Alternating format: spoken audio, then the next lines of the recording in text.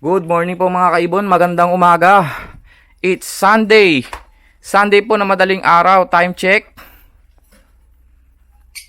3:27 na pala ng umaga or madaling araw. Napakaaga natin, no? Ito pong kaganapan kay Petlock ngayon, ha. Gumising lang po ako na maaga para makaalis po ng maaga dahil napakalayo po ng delivery natin. Etong 8 ibon po na ito, dadaling ko po ngayon sa Bawan, Batangas. Yun, oh. Shoutout po, Sir Victor. Papunta na po ako dyan. Talagang sinadya ko lang pong maagang-maaga po ang alis natin. Para maaga rin po tayo makauwi. Kasi, based po sa Google Maps ko, papunta po doon ay 3 hours mahigit. Siyempre, pauwi pa. Kaya gugugol tayo ng siguro mga 8 oras po itong buong biyahe na to. Ito po yung mga i-deliver natin, ha. Bali, 4 na Lutino Opaline. Total of 2 pares. Tapos, 2 Crimino Opaline. Isang Aqua Opa B2. At isang Green Opaline. Ito po'y galing kay MJ. Shoutout sa'yo, MJ. Ito na. Kahit malayo, dadalhin natin to. Syempre, para kumita tayo ng pera. Ang hirap pong kumita ng pera, no? Biruin nyo. Taga dito ako sa Cubao. Tapos magdi-deliver tayo ng Batangas. Syempre, napagkatiwalaan tayo na gawin ang trabaho to. Kaya ano pang dapat natin gawin? Gawin na natin para maipakita kay sir na kayang-kaya natin mag-deliver sa Batangas. Hindi, joke lang. Talaga naman tumatanggap naman talaga ako ng delivery dyan. Basta bayad, syempre. Ito na po ang mga ibon na dadalhin natin ng Batangas. Bawan, Batangas.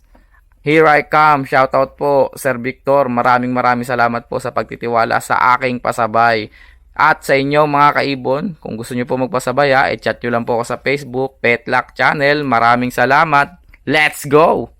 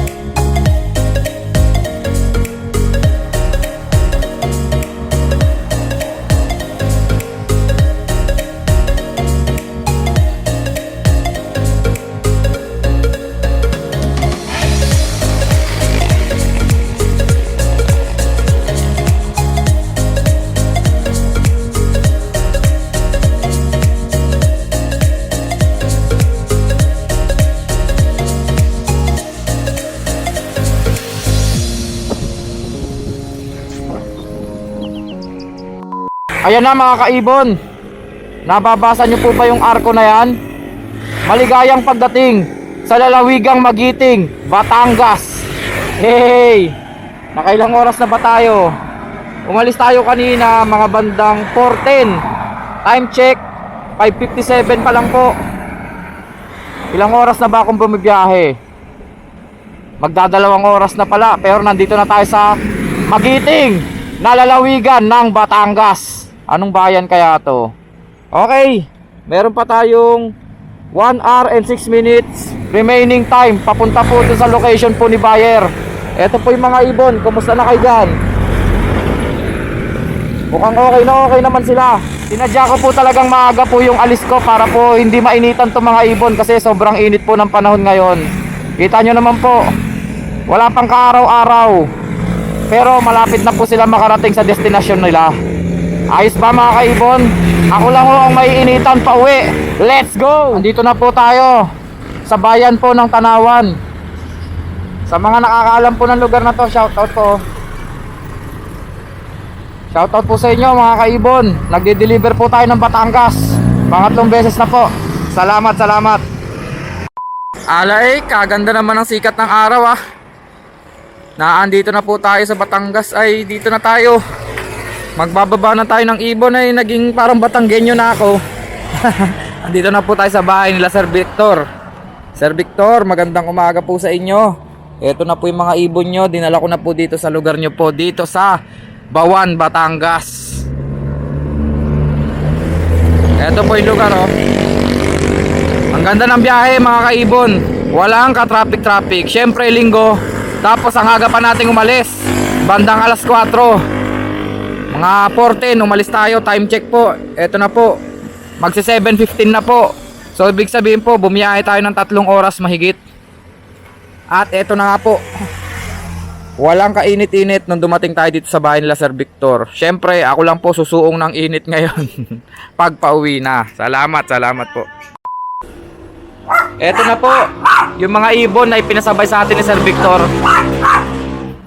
2 pares po ng solid Lutino Opaline, 1 pares po ng solid Crimino, tapos 1 green Opa at 1 Aqua Opa B2. Isasalin po natin dito. Eto po pala yung mga ibon ni Sir Victor. Oh. Ang lalaki oh. Alam ko ito pa yung binili sa akin ni Sir Victor noon eh. Mga wild type po. Marami na rin pala siyang ibon dito. Ito na naman, Lutino Opaline, no? 20 pieces na to, ma'am? Ang dami na pala, no? Ang ganda po nito, Crimino Opaline. Solid.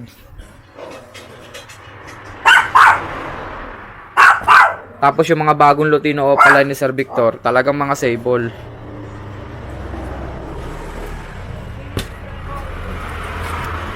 Ayan o.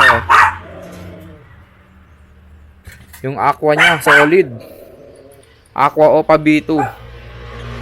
Napakakinis. Alam ko, split sa ino to eh. Pati itong green Opaline. Okay, isasali na natin mga kaibon. Eto na po't na-setup na po natin sila.